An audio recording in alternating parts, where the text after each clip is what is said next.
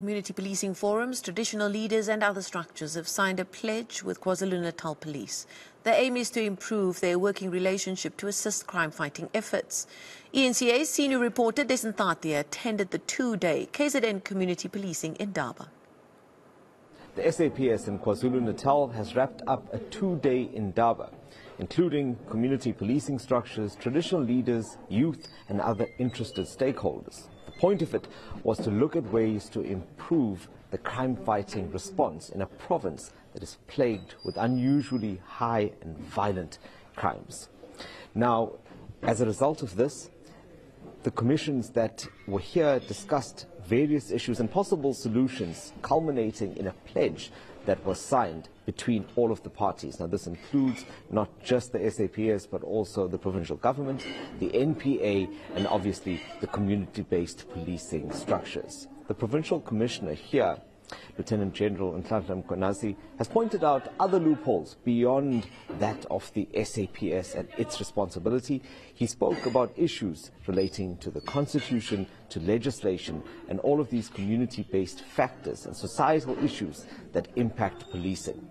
I'm now joined by Mr. Mabuto Mtshali, who's the CPF chairperson in the province. Mr. Mtshali, thank you so much for joining me. First and foremost, we've seen the pledge. I want to get your reaction to what's come out of the two-day in Indaba and whether you're happy with that. Thanks for having me.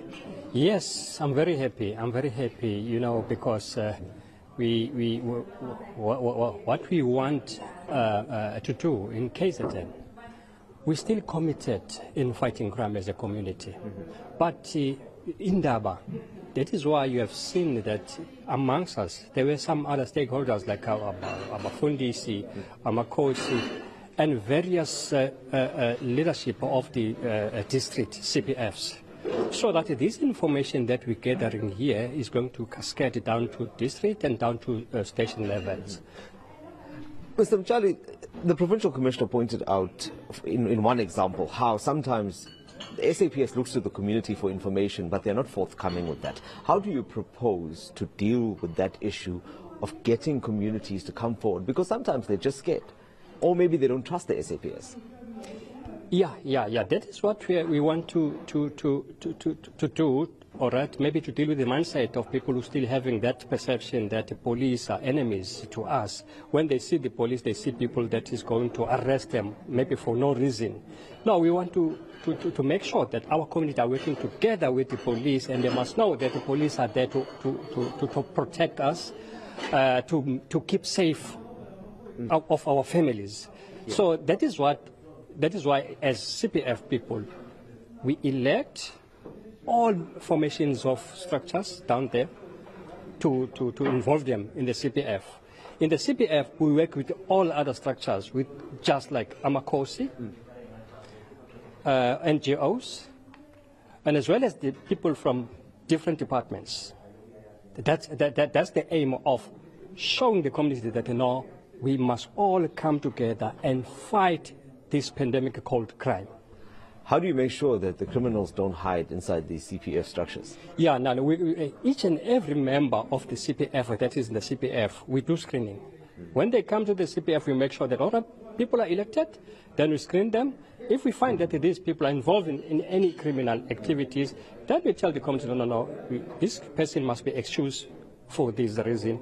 Then we want clean people, not people who are going to push other criminal activities inside the CPF. And just lastly, from the community side, what do you think as a resident, citizen in KwaZulu-Natal, what are the priorities that need to be dealt with and addressed as a result of this new initiative that's going to take place? What must be dealt with immediately?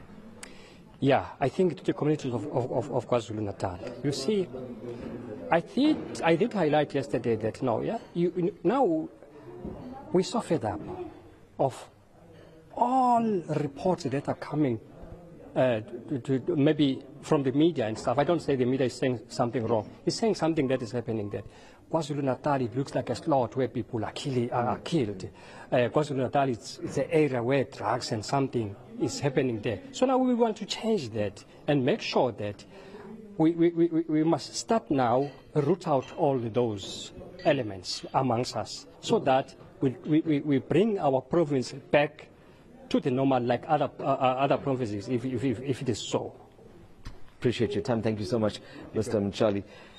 The Provincial Commissioner also pointed out and called on communities to raise the alarm if they found that his members, or SAPS members in general, were flouting the rules. Corruption was also another issue that was discussed, and these are things that need to be pointed out by the communities where they see something untoward.